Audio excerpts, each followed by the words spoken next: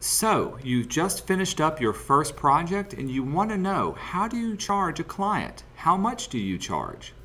What I'm going to show you is what I call Mr. Ivey's quick and dirty method for determining cost. The first thing you need to do is estimate the number of hours you worked or you will work on a project. Now, if you're new at doing this, it may take a little bit of practice, but if you keep a journal or a timesheet of different projects you work on, you'll get a really good idea of how long it takes you to do those projects. So let's say you worked on a logo for 3 hours. 3 hours will be your base estimate for doing that kind of work. Next, let's determine your hourly rate. We do this by multiplying the minimum wage by 2. Minimum wage is set for unskilled labor. Graphic design, however, is skilled labor, and therefore it's worth more.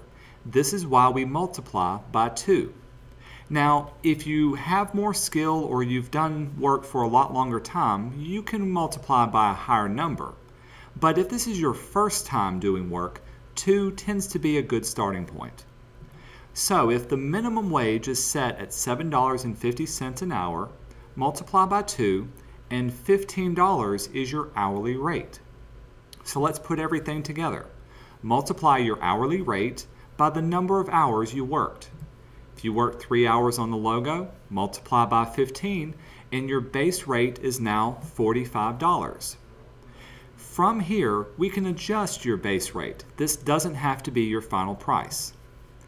Adjusting your base rate depends on the kind of work you've been doing.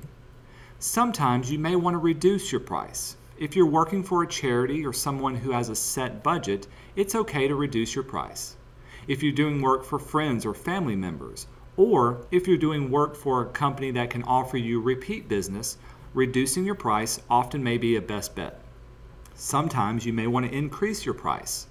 If you're doing a difficult job, like something that needs to be turned around quickly, or your client is just difficult to work with, it's okay to increase your price. If you're doing work that's not typical or not easy for you to do, or if you're doing work for a major business, the type of people who do have the money and don't mind paying more, it's okay to increase your price. A lot of times, major businesses expect to pay a higher price. They feel that they're getting better quality work because they're paying more for it. So, your base price of $45 can be increased maybe up to $60, or if you want to reduce it, go as low as $30. The thing to keep in mind is that your base price is just a starting point for the estimate of your project. Some final things to think about. Keep in mind that this is a quick method to determine cost. A better professional method exists that takes into account your taxes, your cost of living, and other professional expenses. It's a good idea to talk to other designers and ad agencies. Oftentimes, they'll be very open about how they deal with clients and what they charge. Also, be aware that prices may be higher or lower depending on where you live. If you're living in a major metropolitan city like New York or London or Tokyo, prices there are higher because the cost of living is higher. You never want to tell your client your hourly rate. That's because this changes from time to time, and it'll change when you get more skill or more practice.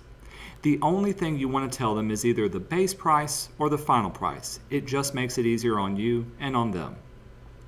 Always be willing to be flexible and to negotiate your price too.